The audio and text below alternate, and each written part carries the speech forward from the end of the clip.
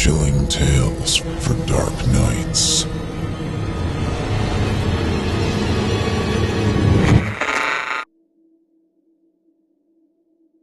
The Phantom Coach by Amelia Edwards, narrated by Otis Jiry. The circumstances I am about to relate to you have truth to recommend them. They happened to myself, and my recollection of them is as vivid as if they had taken place only yesterday. 20 years, however, have gone by since that night. During those 20 years, I have told the story to but one other person. I tell it now with a reluctance which I find it difficult to overcome. All I entreat, meanwhile, is that you will abstain from forcing your own conclusions upon me. I want nothing explained away. I desire no arguments. My mind on this subject is quite made up, and having the testimony of my own senses to rely upon, I prefer to abide by it. Well, it was just 20 years ago, and within a day or two of the end of the grouse season. I'd been out all day with my gun and had had no sport to speak of. The wind was due east, the month December. The place, a bleak, wide moor in the north of England, and I had lost my way. It was not a pleasant place in which to lose one's way, with the first feathery flakes of a coming snowstorm just fluttering down upon the heather, and the leaden evening closing in all around. I shaded my eyes with my hand and stared anxiously into the gathering darkness, where the purple moorland melted into a range of low hills some 10 or 12 miles distant. Not the faintest smoke wreath, not the tiniest cultivated patch or fence or sheep track met my eyes in any direction. There was nothing for it but to walk on and take my chance of finding what shelter I could by the way. So I shouldered my gun again and pushed wearily forward, for I had been on foot since an hour after daybreak and had eaten nothing since breakfast. Meanwhile, the snow began to come down with an ominous steadiness, and the wind fell. After this, the cold became more intense, and the night came rapidly up. As for me, my prospects darkened with the darkening sky, and my heart grew heavy as I thought how my young wife was already watching for me through the window of our little inn parlor, and the thought of all the suffering in store for her throughout this weary night. We'd been married 4 months, and having spent our autumn in the Highlands, were now lodging in a remote little village situated just on the verge of the great English moorlands. We were very much in love, and of course very happy. This morning, when we parted, she had implored me to return before dusk, and I had promised her that I would. What would I have not given to have kept my word? Even now, weary as I was, I felt that with a supper, an hour's rest, and a guide, I might still get back to her before midnight, if only guide and shelter could be found. And all this time, the snow fell, and the night thickened. I stopped and shouted every now and again, but my shouts seemed only to make the silence deeper. Then a vague sense of uneasiness came upon me, and I began to remember stories of travelers who had walked on and on in the falling snow until, wearied out, they were fain to lie down and sleep their lives away. Would it be possible, I asked myself, to keep on thus through all the long dark night? Would there not come a time when my limbs must fail, and my resolution give way, when I too must sleep the sleep of death? Death shuddered. How hard to die just now, when life lay all so bright before me. How hard for my darling, whose whole loving heart, but that thought was not to be borne. To banish it, I shouted again, louder and longer, and then listened eagerly. Was my shout answered, or did I only fancy that I heard a far-off cry? I hallooed again, and again the echo followed. Then a wavering speck of light came suddenly out of the dark, shifting, disappearing, growing momentarily nearer and brighter. Running towards it at full speed, I found myself, to my great joy, face to face with an old man and a lantern. "Thank God!" was the exclamation that burst involuntarily from my lips. Blinking and frowning, he lifted his lantern and peered into my face. "What for?" growled he sulkily. "Well, for you. I began to fear I should be lost in the snow." "Hey, folks, then do get cast away hereabouts from time to time, and what's to hinder you from being cast away likewise, if the Lord's so minded?" "If the Lord is so minded that you and I shall be lost together, friend, we must submit," I replied. "But I don't mean to be lost without you.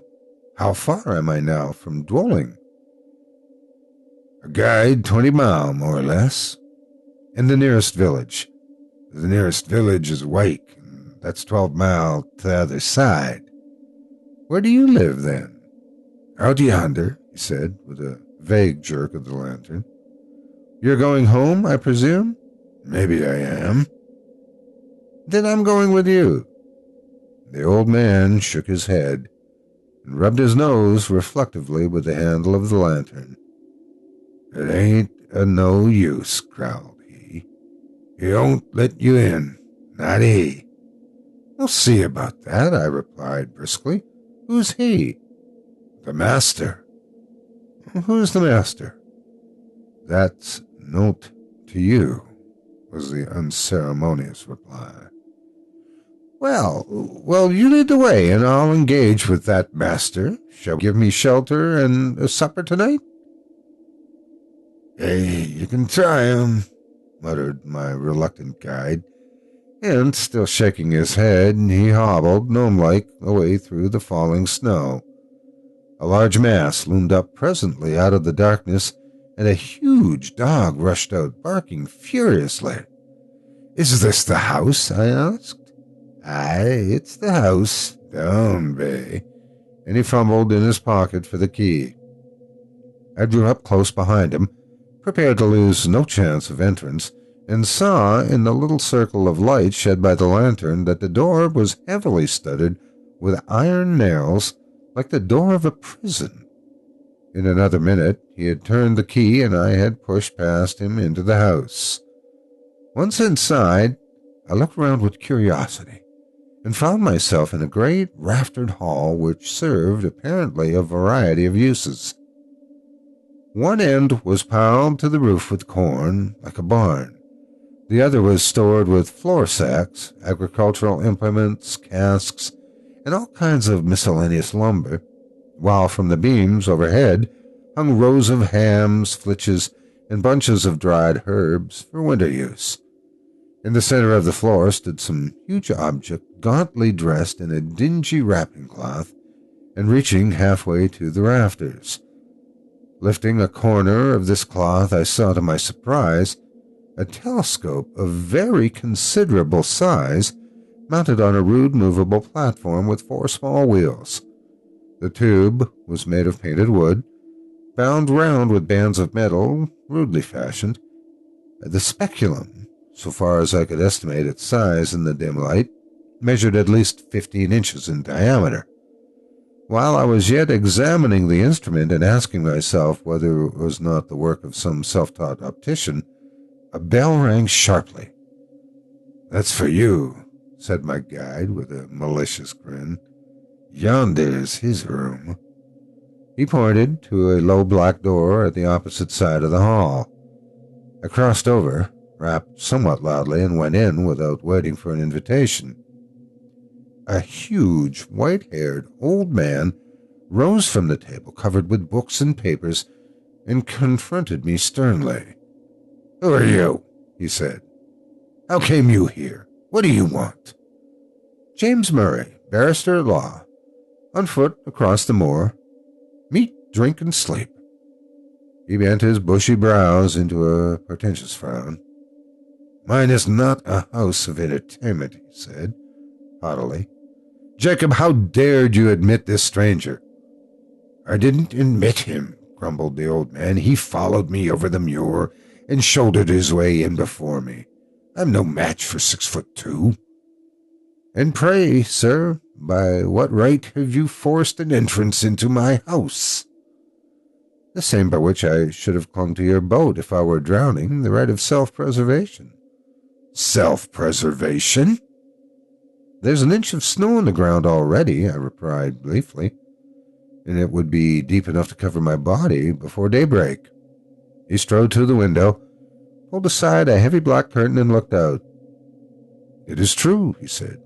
You can stay, if you choose, till morning. Jacob, serve the supper. With this, he waved me to a seat, resumed his own, and became at once absorbed in the studies from which I had disturbed him. I placed my gun in a corner, drew a chair to the hearth, and examined my quarters at leisure. Smaller and less incongruous in its arrangements than the hall, this room contained, nevertheless, much to awaken my curiosity. The floor was carpetless. The whitewashed walls were in parts scrawled over with strange diagrams, and in others covered with shelves crowded with philosophical instruments, the uses of many of which were unknown to me. On one side of the fireplace stood a bookcase filled with dingy folios. On the other, a small organ, fantastically decorated with painted carvings of medieval saints and devils. Through the half-open door of a cupboard at the further end of the room, I saw a long array of geological specimens, surgical preparations, crucibles, retorts, and jars of chemicals, while on the mantel shelf beside me, amid a number of small objects, stood a model of the solar system, a small galvanic battery, and a microscope. Every chair had its burden. Every corner was heaped high with books. The very floor was littered over with maps, casts, papers, tracings, and learned lumber of all conceivable kinds. I stared about me with an amazement increased by every fresh object upon which my eyes chanced to rest. So strange a room I had never seen, yet seemed it stranger still to find such a room in a lone farmhouse amid those wild and solitary moors. Over and over again, I looked from my host to his surroundings, and from his surroundings back to my host, asking myself who and what he could be. His head was singularly fine, but it was more the head of a poet than a philosopher. Broad in the temples, prominent over the eyes, and clothed with a rough profusion of perfectly white hair, it had all the ideality and much of the ruggedness that characterizes the head of Louis van Beethoven. There were the same deep lines about the mouth and the same stern furrows in the brow. There was the same concentration of expression. While I was yet observing him, the door opened, and Jacob brought in the supper.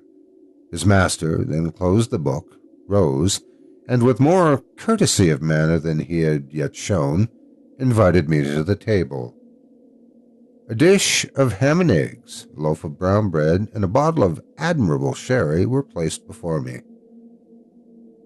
"I have but the homeliest farmhouse fare to offer you, sir," said my entertainer. "Your appetite, I trust, will make up for the deficiencies of our larder."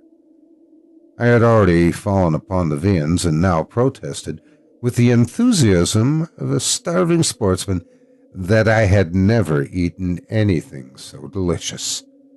He bowed stiffly and sat down to his own supper, which consisted primitively of a jug of milk and a basin of porridge. We ate in silence, and when we had done, Jacob removed the tray. I then drew my chair back to the fireside. My host, somewhat to my surprise, did the same, and turning abruptly towards me, said, "Sir, I have lived here in strict retirement for 23 years. During that time, I have not seen as many strange faces, and I have not read a single newspaper. You are the first stranger who has crossed my threshold for more than 4 years. Will you favor me with a few words of information respecting that outer world from which I have parted company so long?" "Pray interrogate me," I replied. "I am heartily at your service."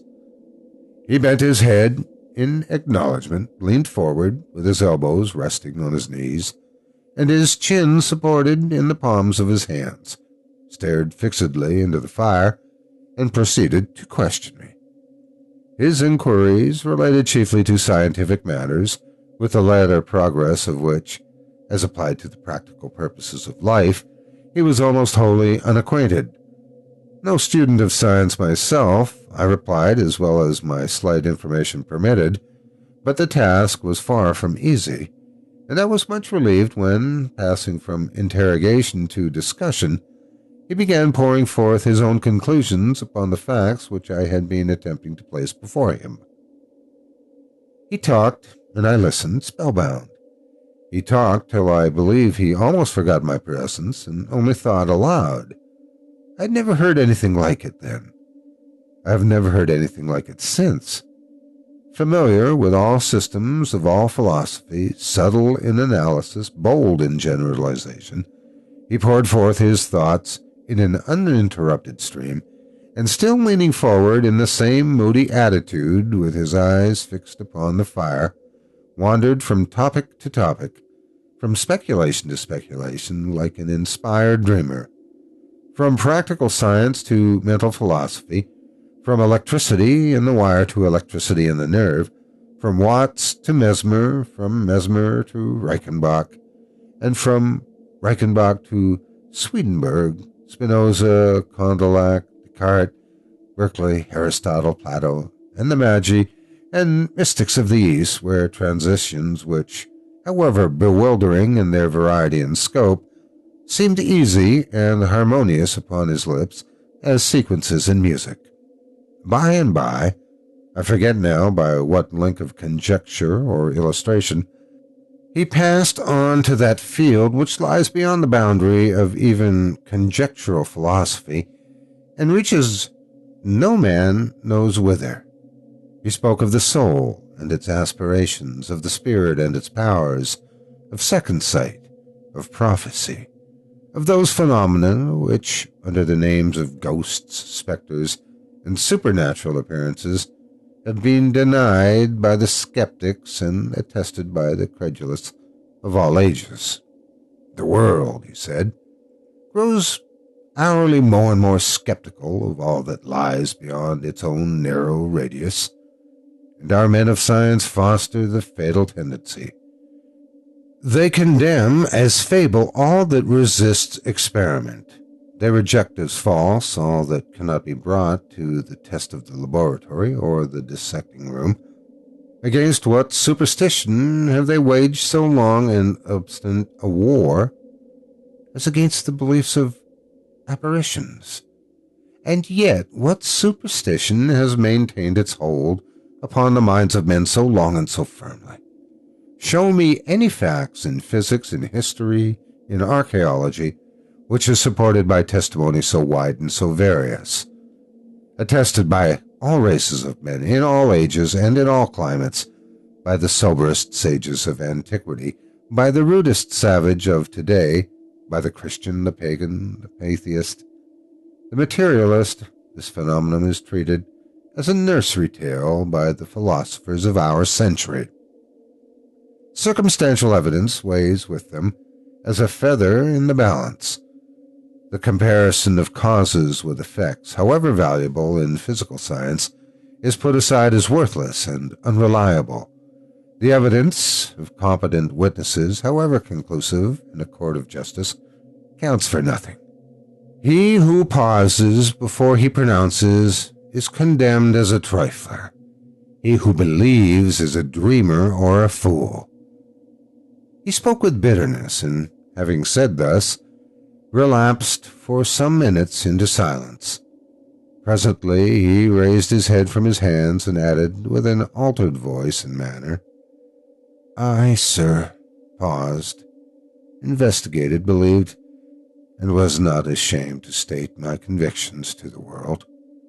I, too, was branded as a visionary, held up to ridicule by my contemporaries, and hooted from that field of science in which I had labored with honor during all the best years of my life. These things happened just 23 years ago. Since then, I have lived as you see me living now, and the world has forgotten me as I have forgotten the world. You have my history." "It's a very sad one," I murmured, scarcely knowing what to answer. "It is a very common one," he replied. "I have only suffered for the truth, as many a better, wiser man have suffered before me." He rose as if desirous of ending the conversation and went over to the window. "It has ceased snowing," he observed as he dropped the curtain, and came back to the fireside. "Ceased?" I exclaimed, starting eagerly to my feet. "Oh, if it were only possible, but no, it is hopeless. Even if I could find my way across the moor, I couldn't walk 20 miles tonight." "Walk 20 miles tonight?" repeated my host. "What are you thinking of?" "Of my wife," I replied impatiently. "Of my young wife, who does not know that I have lost my way, and who is at this moment breaking her heart with suspense and terror." "Where is she?" "At Dwadling, 20 miles away." "At Dwadling," he echoed, thoughtfully. "Yes, the distance, it is true, is 20 miles. But are you so very anxious to save the next 6 or 8 hours?" "So very, very anxious that I would give 10 guineas at this moment for a guide and a horse." "Your wish can be gratified at a less costly rate," he said, smiling. "The night mail from the north, which changes horses at Dwadling, passes within 5 miles of this spot, and will be due at a certain crossroad in about an hour and a quarter. If Jacob were to go with you across the moor and put you into the old coach road, you could find your way, I suppose, to where it joins the new one?" "Easily. Gladly." He smiled again, rang the bell, gave the old servant his directions, and, taking a bottle of whiskey and a wine-glass from the cupboard in which he kept his chemicals, said, "The snow lies deep, and it will be difficult walking tonight on the moor. A glass of uskbau before you start." I would have declined the spirit, but he pressed it on me, and I drank it. It went down my throat like liquid flame and almost took my breath away.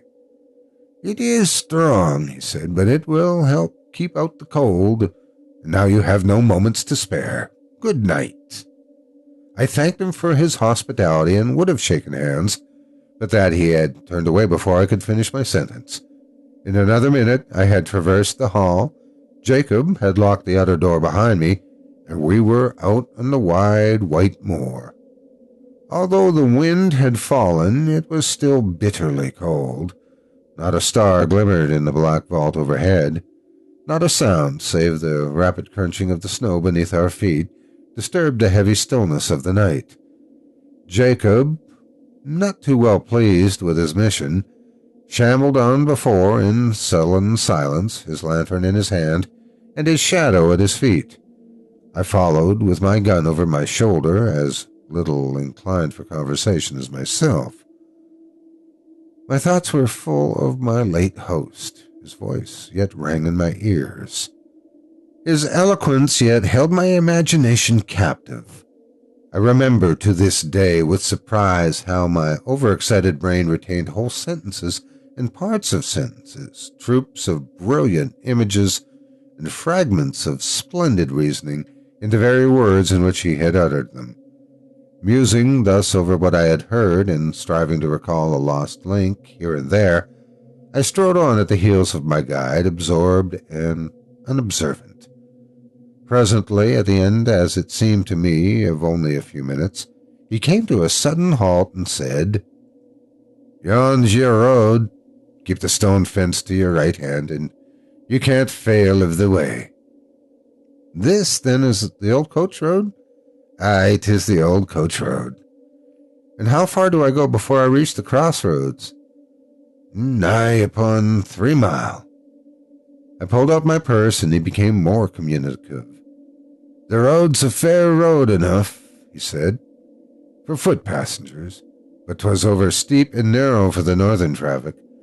You'll mind where the parapet's broken away, close again the signpost. It's never been mended since the accident. What accident? The night mail pitched right over into the valley below. A guide 50 feet and more. Just at the worst bit of road in the whole country. Horrible. Were many lives lost? All. 4 were found dead, and t'other 2 died next morning. How long is it since this happened? Just 9 year. Near the signpost, you say? I'll bear it in mind. Good night. Good night, sir, and thank ye. Jacob pocketed his half-crown, made a faint pretense of touching his hat, and trudged back by the way he had come. I watched the light of his lantern till it quite disappeared, and then turned to pursue my way alone. This was no longer a matter of the slightest difficulty, for despite the dead darkness overhead, the line of stone fence showed distinctly enough against the pale gleam of the snow. How silent it seemed now, with only my footsteps to listen to. How silent and how solitary. A strange, disagreeable sense of loneliness stole over me. I walked faster. I hummed a fragment of a tune. I cast up enormous sums in my head and accumulated them at compound interest. I did my best, in short, to forget the startling speculations to which I had just been listening, and to some extent I succeeded. Meanwhile, the night air seemed to become colder and colder, and though I walked fast, I found it impossible to keep myself warm. My feet were like ice. I lost sensation in my hands and grasped my gun mechanically. I even breathed with difficulty, as though instead of traversing a quiet north country highway, I were scaling the uppermost heights of some gigantic Alp. This last symptom became presently so distressing that I was forced to stop for a few minutes and lean against the stone fence.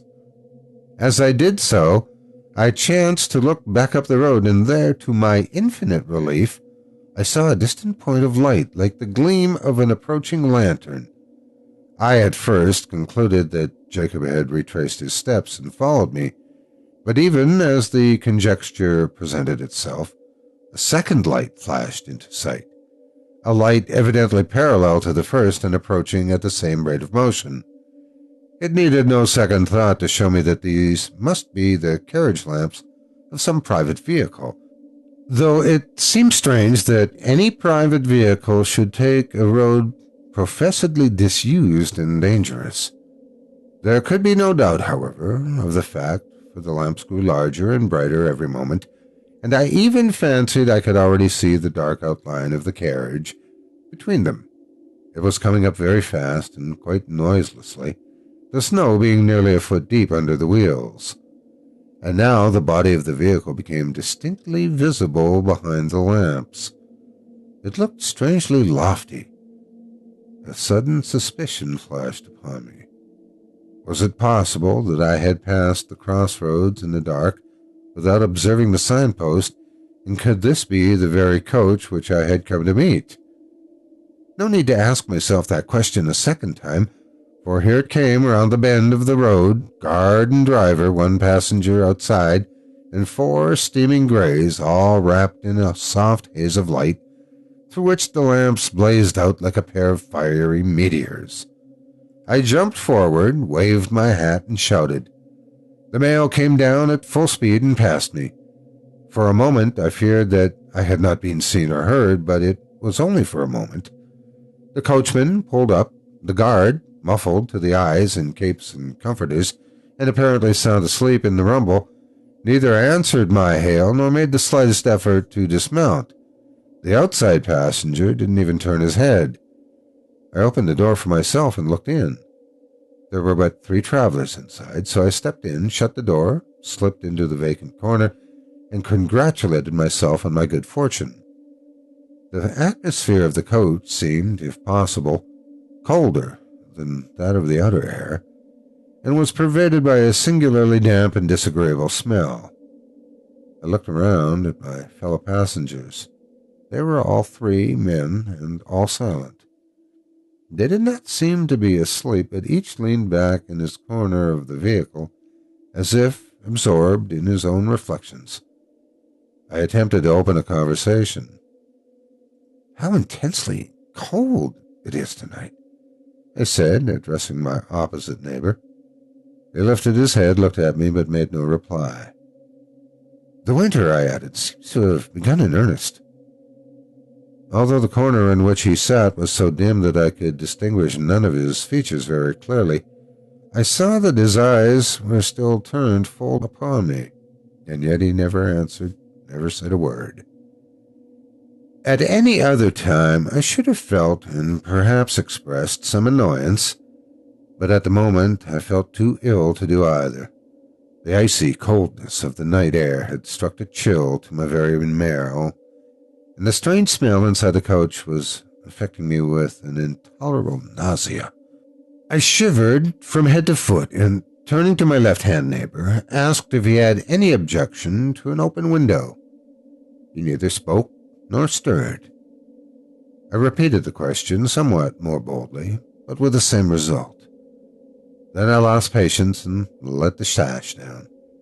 As I did so, the leather strap broke in my hand, and I observed that the glass was covered with a thick coat of mildew, the accumulation apparently of years.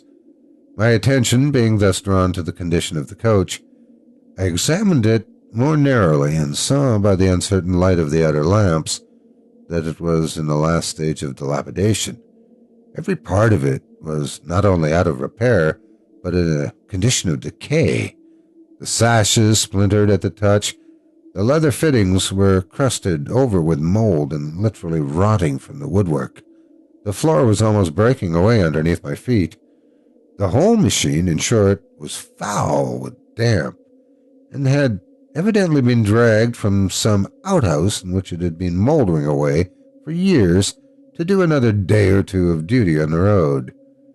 I turned to the 3rd passenger, whom I had not yet addressed, and hazarded one more remark. "This coach," I said, "is in deplorable condition. The regular mail, I suppose, is under repair?"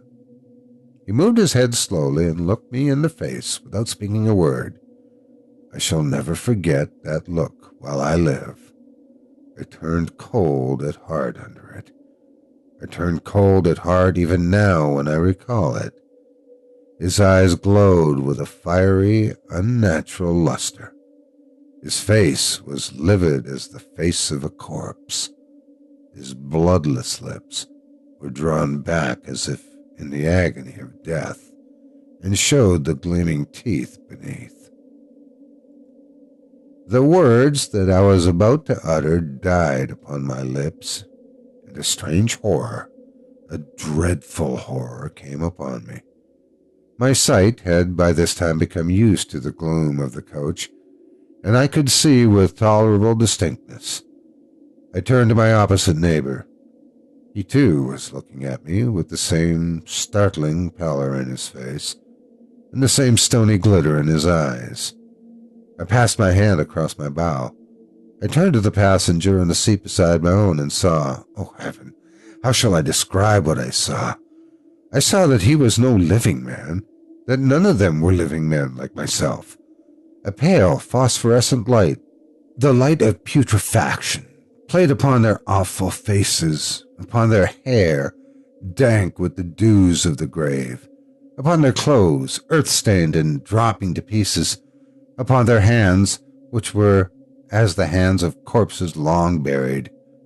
Only their eyes, their terrible eyes, were living, and those eyes were all turned menacingly upon me.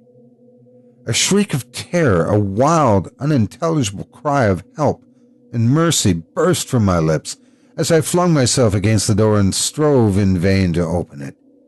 In that single instant, brief and vivid as a landscape beheld in the flash of summer lightning, I saw the moon shining down through a rift of stormy cloud, The ghastly signpost rearing its warning figure by the wayside, the broken parapet, the plunging horses, the black gulf below. Then the coach reeled like a ship at sea. Then came a mighty crash, a sense of crushing pain, and then darkness. It seemed as if years had gone by when I awoke one morning from a deep sleep and found my wife watching by my bedside. I will pass over the scene that ensued and give you, in half a dozen words, the tale she told me with tears of thanksgiving. I had fallen over a precipice, close against the junction of an old coach road and the new, and had only been saved by a certain death by lighting upon a deep snowdrift that had accumulated at the foot of the rock below. In this snowdrift, I was discovered at daybreak by a couple of shepherds who carried me to the nearest shelter and brought a surgeon to my aid. The surgeon found me in a state of raveling delirium with a broken arm and a compound fracture of the skull. The letters in my pocketbook showed my name and address. My wife was summoned to nurse me, and thanks to youth and a fine constitution, I came out of danger at last. The place of my fall, I need scarcely say, was precisely that at which a frightful accident had happened to the North Mail 9 years before. I never told my wife the fearful events which I have just related to you. I told the surgeon who attended me, but he treated the whole adventure as a mere dream born of the fever in my brain. We discussed the question over and over again until we found that we could discuss it with temper no longer, and then we dropped it. Others may form what conclusions they please. I know that 20 years ago, I was the fourth inside passenger in that phantom coach.